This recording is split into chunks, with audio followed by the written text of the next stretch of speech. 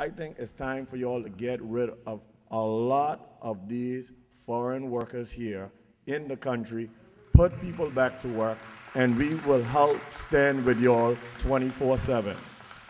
Because now if you call a general election, the same last election, where y'all pay everybody for vote, y'all gonna need money again. The way to take this country back, the way to galvanize people is through honesty. Ever since you stopped speaking, Mr. Premier, everything I heard was just blatant hypocrisy. Okay? I mean, when people are gonna sit there and start to point fingers at the opposition, trust me, people in this country knows where the opposition's shortcomings are, but come on, it was not the opposition in power. Premier of the Turks and Caicos Islands, Honorable Gelmo Williams, in recent weeks had been calling for residents to speak up on how they felt about the current state of the country and the way forward. The Premier heard the message loud and clear. Emotions were high during a 3-hour town hall meeting over the weekend at the Gustavus Lightbourne Sports Complex, where the Premier and 6 members of his cabinet opened themselves to the views of the public. As I said earlier on, there might have been some decisions that we might have made, probably might not have been the best decision. But I want to tell you and everyone that is in this room, the Williams administration don't claim to have all the ideas and all the solutions to the problems. We want all of you to be our partners. The main concerns of residents attending the town hall meeting on Saturday night were the invasion of foreign workers in the job sector, the Premier's call for general elections, and the long overdue 2009-2010 budget. If you are part of Mike Missick's government and they introduce a policy that is going to marginalize and keep our people out of work, every one of you must accept and take full responsibility for that policy. What is our total liability? And when I talk about liability, I'm talking about loans, overdraft, and accounts payable from the 31st of March.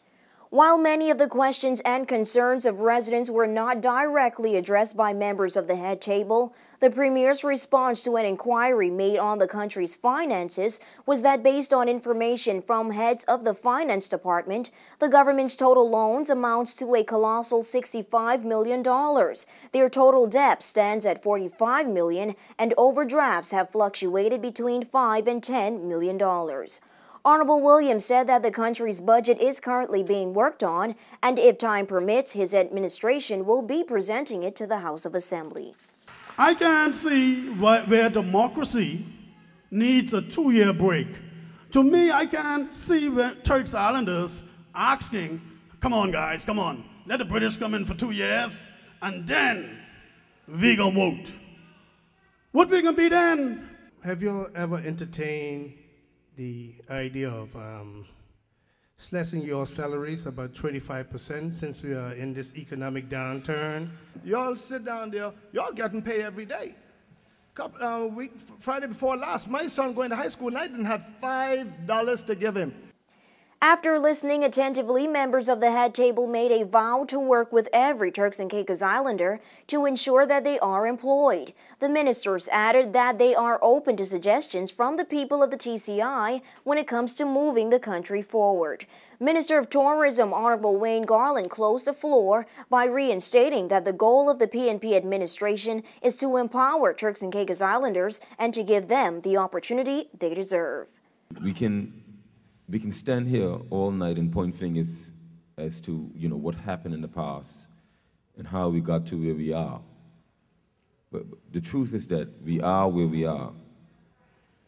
And what we can change is how we proceed forward from here. For WIV4 News, I'm Nikira John.